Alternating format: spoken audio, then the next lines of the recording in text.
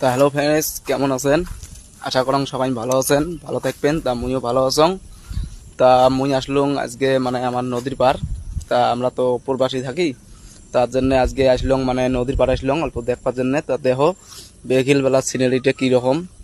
তা তোমরা গুলো দেখো বিকেল বেলার সিনারিটা দেখো কি রকম। নদীর দেখো কি সুন্দর ফুল ফুটিছে।